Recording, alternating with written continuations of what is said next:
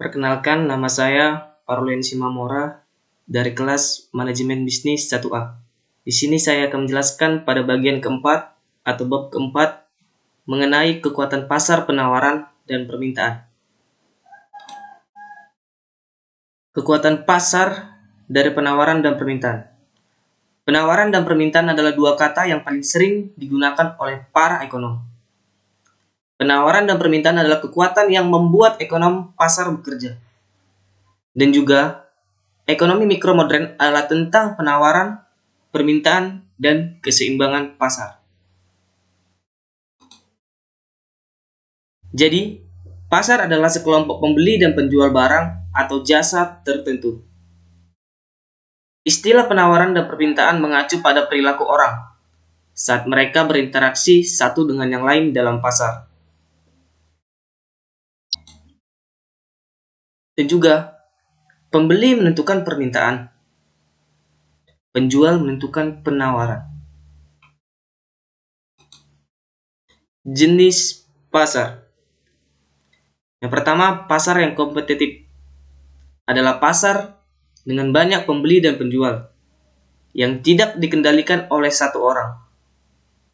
Maksudnya, di pasar banyak pembeli dan penjual, bukan terdapat hanya satu, tetapi berbagai pembeli dan juga berbagai penjual. Di mana kisaran harga yang sempit ditetapkan bahwa pembeli dan penjual bertindak atas harganya.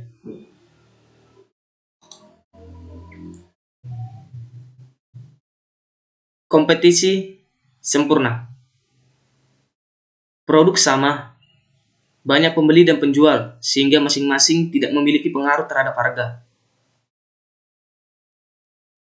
Pembeli dan penjual adalah penerima harga.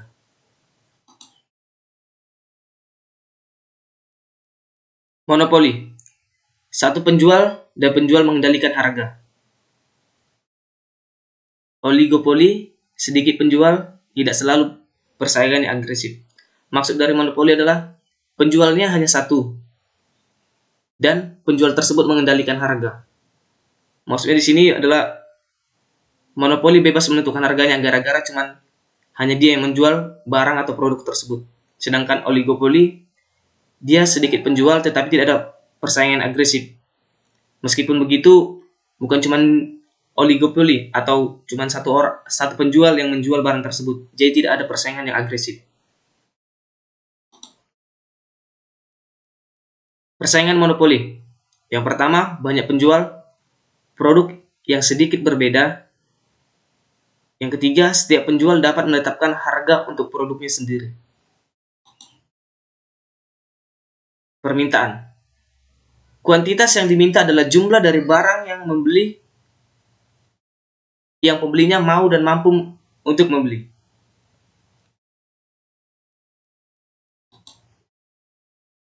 Hukum permintaan menyatakan bahwa ada hubungan terbalik antara harga dan kuantitas yang diminta. Jadi, hukum permintaan adalah menyatakan adanya hubungan terbalik antara harga dan kuantitas yang diminta.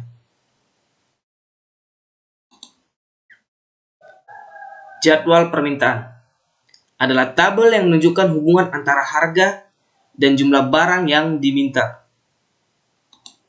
Ini adalah contoh dari jadwal permintaan. Ini harga, ini adalah jumlah yang diminta. Di sini adalah berbanding terbalik atau hubungannya terbalik. Ketika harganya $0, maka jumlah peminatnya atau jumlah yang diminta adalah 12. Sedangkan pada $0,50 jumlah yang diminta 10. Dan pada harga $1 jumlah yang diminta adalah 8. $1,50 diminta 6. $2 4. $2,50 2. Dan pada harga $3 maka jumlah pemintanya atau jumlah yang dibeli adalah 0. Ini adalah perbandingan terbaik. Berbanding terbalik. Dan begitu sebaliknya, ketika dia meminta harga $3 maka 0. 2,50 adalah 2. Dan ketika $2 adalah 4. Ketika 1,50 adalah 6. Dan ketika 1 dolar adalah 8, 0,50 adalah 10, dan ketika 0 dolar maka 12. Ini yang disebut hubungan terbalik atau berbanding terbalik. Penentu permintaan. Yang pertama, harga pasar. Yang kedua, pendapatan konsumen. Yang ketiga, harga barang terkait. Yang keempat adalah selera. Yang kelima adalah harapan. Kurva permintaan. Kurva permintaan adalah garis miring ke bawah yang menghubungkan harga dengan kuantitas yang diminta. Ini adalah contoh dari kurva ya. Ini contoh seperti tadi. Ini adalah harga es krim cone. Ini adalah jumlah es krim cone.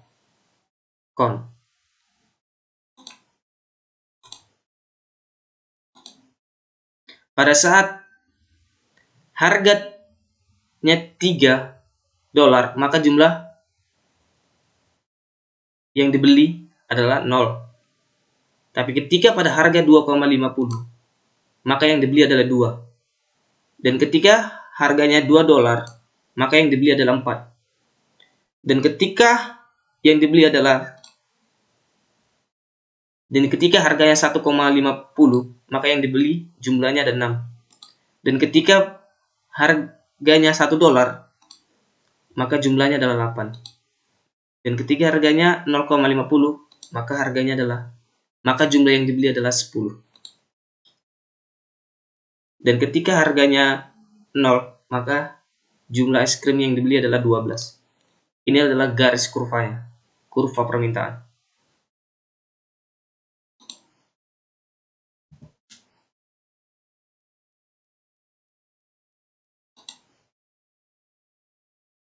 Kita masuk pada ceteris paribus.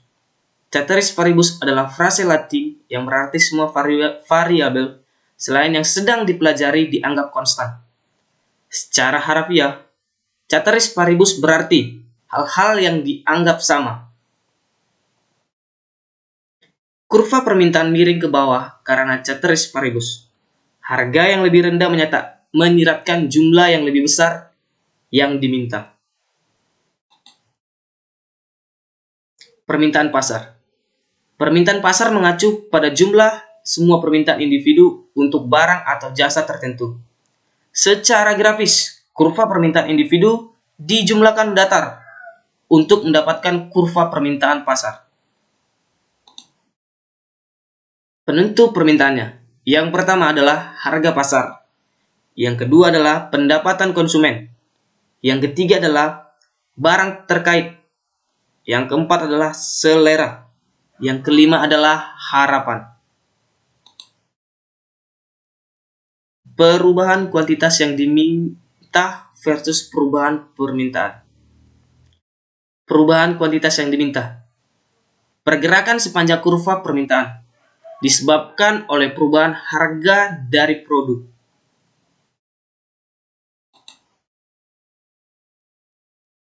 Ini adalah contoh ya. Harga rokok perbungkus dan jumlah yang dihisap per hari atau yang digunakan. Pajak yang dinaikkan harga pokok menghasilkan pergerakan sepanjang kurva permintaan. Dari harga yang 2 dolar dan jumlah yang dihisap atau yang dibeli adalah 20. Pada saat 2 dolar, jumlah yang dibeli adalah 20 dan mengalami kenaikan menjadi 4 dolar dan jumlah yang diminta akan menurun. Ini yang disebut dengan garis C. Pada saat 2 dolar, maka jumlah yang dibeli adalah 20. Dan pada saat dia menaikkan harganya, maka jumlah yang dihisap atau jumlah yang dibeli akan menurun. Ketika harga murah, maka jumlah pembelinya akan banyak. Dan ketika harganya mahal, maka jumlahnya pembelinya akan sedikit. Dan ini yang disebut dengan movement atau bisa dibilang dengan garis perubahan kuantitas yang diminta.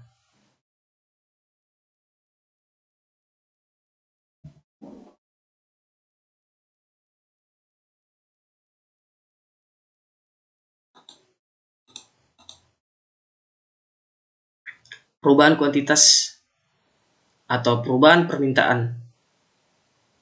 Yang pertama, pergeseran kurva permintaan baik ke kiri maupun ke kanan disebabkan oleh perubahan determinan selain harga. Ini masuk dari contoh grafiknya. Pada awalnya D1 menjadi D2, peningkatan permintaan. Pada saat bergeser ke kanan, dia terjadi peningkatan permintaan. Dan pada saat dia ke kiri, maka terjadi penurunan permintaan.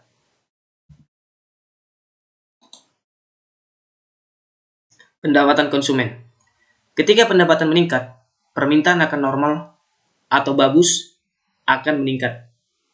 Ketika pendapatan meningkat, permintaan akan kurang baik akan mengurangi.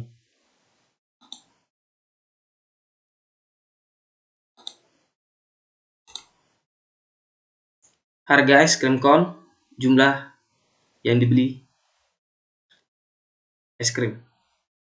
Sebuah peningkatan pendapatan. Meningkat permintaan.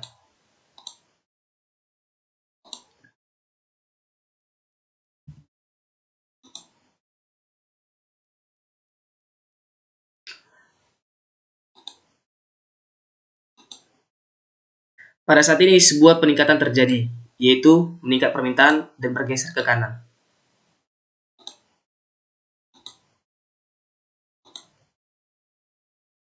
Sebuah peningkatan pendapatan mengurangi permintaan pada saat dia bergeser ke kiri.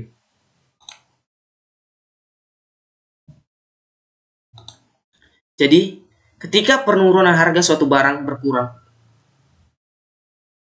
permintaan barang lain, kedua barang tersebut disebut pengganti. Ketika penurunan harga satu barang meningkat, permintaan barang lain, kedua barang tersebut disebut melengkapi. Contoh dari barang pengganti adalah seperti kalau tidak ada minyak untuk membakar sampah atau minyak lampu, maka diganti dengan kayu. Dan pada saat contoh melengkapi itu seperti sendok dan garpu. Dia melengkapi satu sama lain. Begitu juga seperti kalau melengkapi seperti kaos kaki dan sepatu. Itu melengkapi. Dan pada saat ketika sepatu naik, maka harga kaos kaki bakal naik. Dikarenakan itu kedua barang yang saling melengkapi satu sama lain.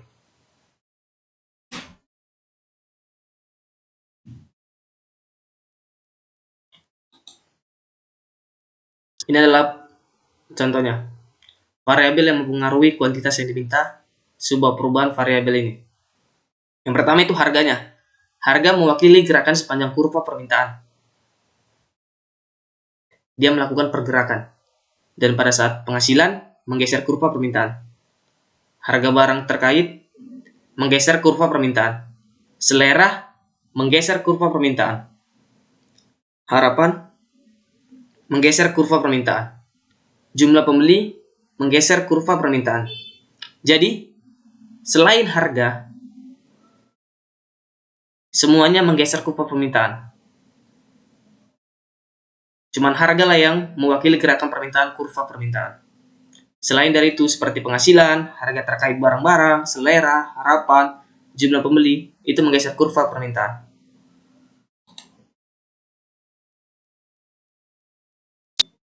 Penawaran. Jumlah yang sudah dimasukkan adalah jumlah barang yang dijual penjual mau dan mampu untuk menjual.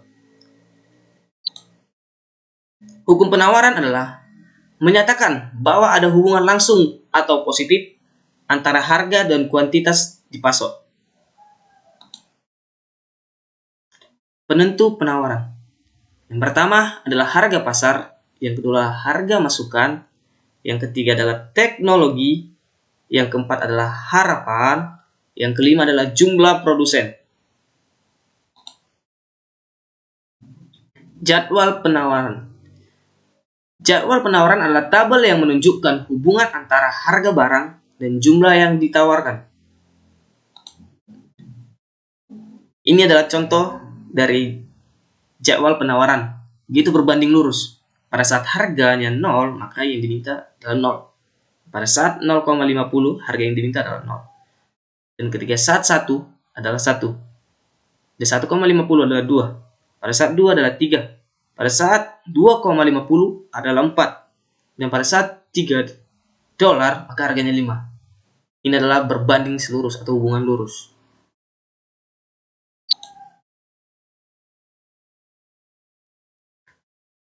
Kurva penawaran. Kurva penawaran adalah garis miring ke atas yang menghubungkan harga dengan kuantitas yang ditawarkan.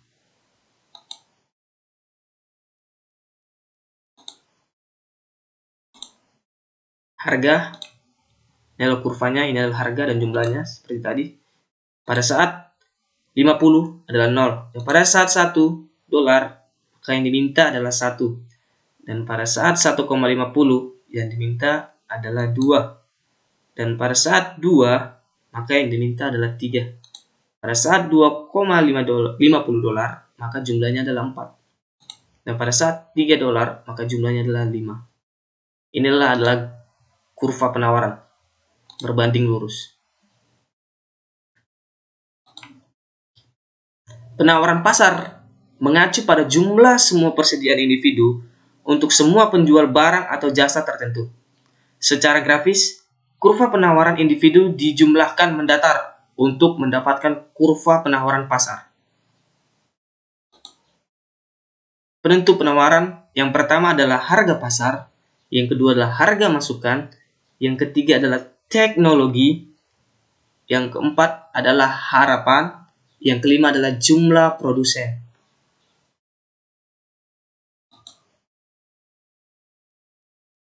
Perubahan kuantitas yang disediakan versus perubahan pasokan.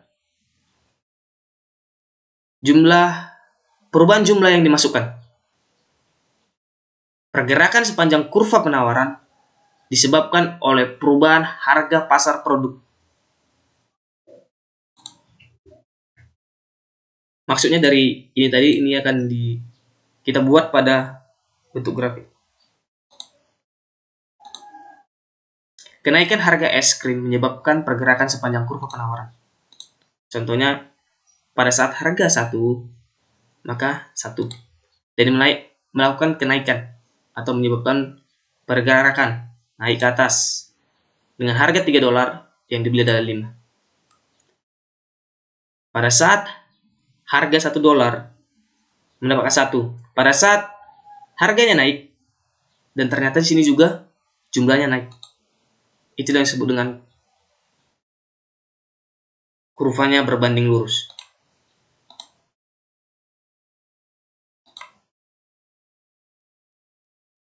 Perubahan penawaran menggeser dalam kurva penawaran baik ke kiri atau ke kanan, disebabkan oleh perubahan determinan selain dari harga.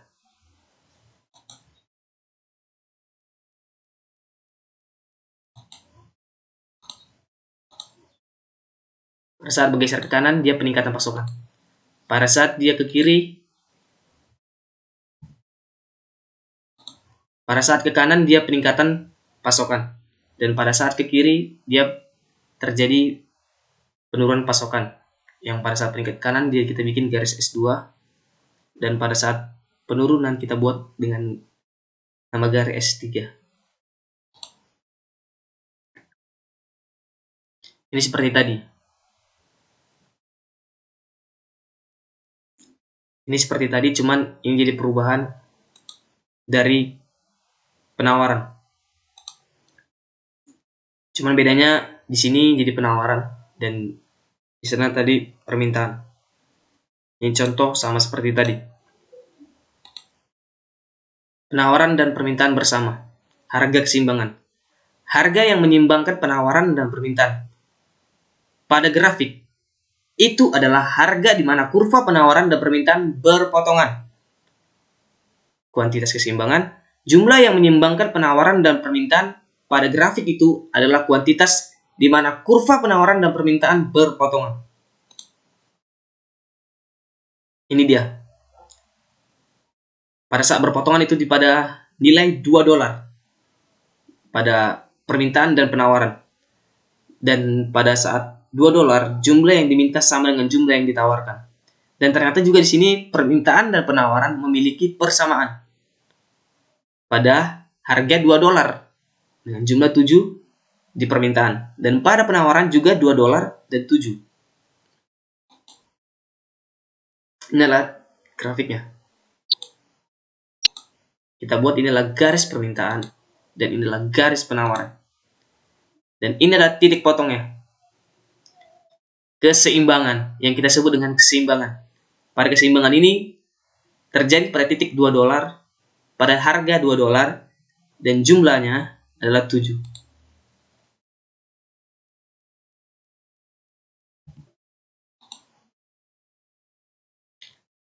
Jadi ini adalah keseimbangan dari permintaan dan penawaran. Melakukan terjadi titik potong antara keduanya. Dan pada saat ini juga memiliki keuntungan. Berapa keuntungannya? Yaitu 2 dikali 7, berarti mendapatkan 14 dolar. Kelebihan dari penawaran.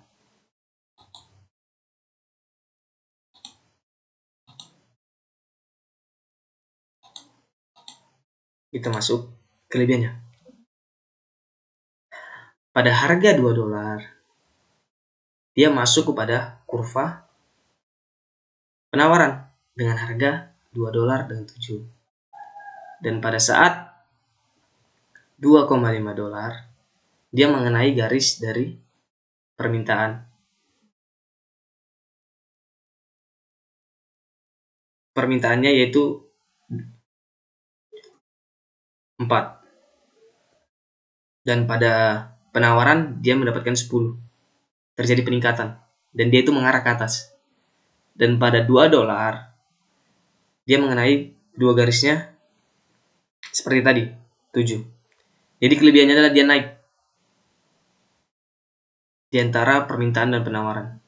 Dan dia itu terdapat di atas.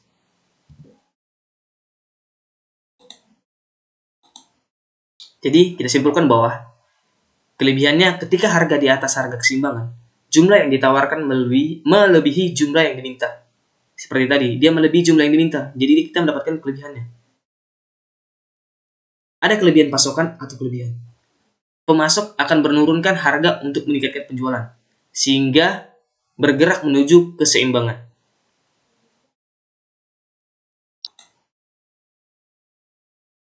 Kelebihan permintaan.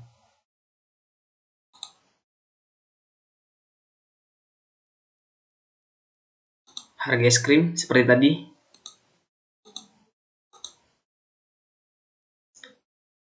Pada saat di garis penawaran, maka akan mendapatkan jumlah 4. Dan pada saat di garis permintaan, maka akan mendapatkan 10.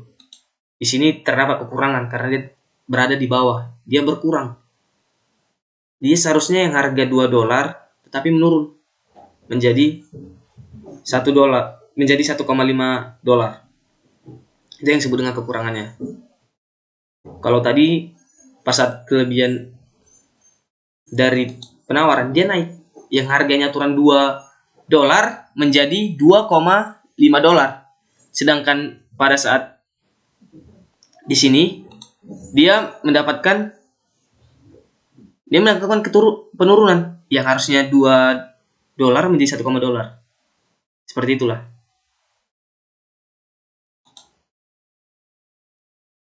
Kekurangan. Ketika harga di bawahnya harga keseimbangan, jumlah yang diminta melebihi jumlah yang ditawarkan. Ada kelebihan permintaan atau kekurangan. Pemasok akan menaikkan harga karena terlalu banyak pembeli yang mengejar terlalu sedikit barang, sehingga bergerak menuju keseimbangan.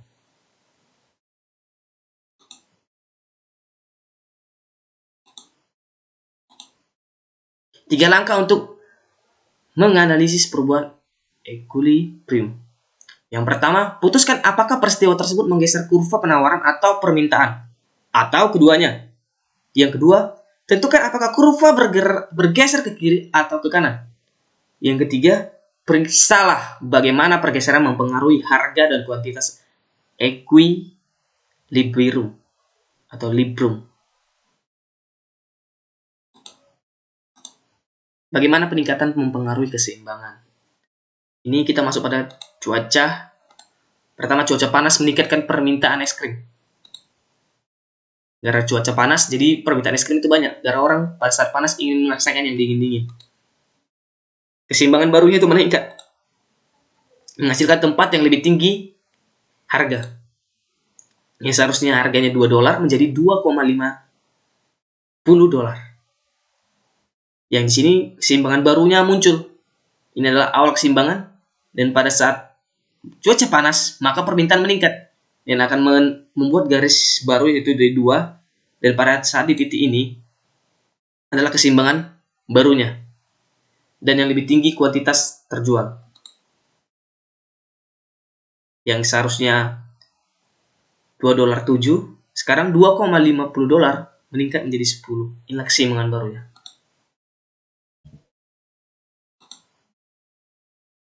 Pergeseran kurva penawaran disebut perubahan pasokan.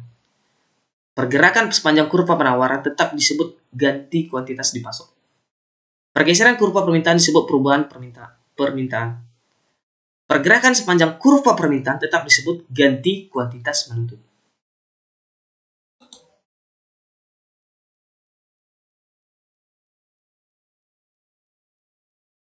Apakah yang terjadi pada harga dan kuantitas ketika penawaran atau permintaan bergeser? Ini seperti yang dijelaskan tadi.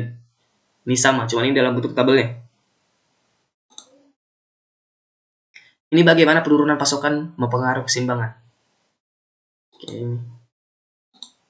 Gempa bumi berkurang penggandaan es krim. Pada saat ada gempa bumi, dia bergeser ke kiri. Keseimbangan barunya menurun, menghasilkan di tempat yang lebih tinggi harga. Di sini harganya memang naik pada saat $2,50, tapi jumlah yang diminta lebih rendah dari yang tadi gara-gara ada bencana gempa bumi. Ini seperti lawan katanya. Ini adalah seperti lawan katanya. Ini adalah rangkuman dari semua tadi. Ini adalah rangkumannya sampai bawah.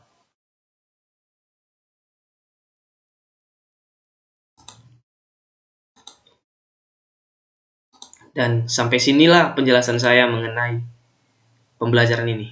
Semoga pembelajaran ini bermanfaat dan menambah ilmu pengetahuan bagi kita semua. Sekian dan terima kasih.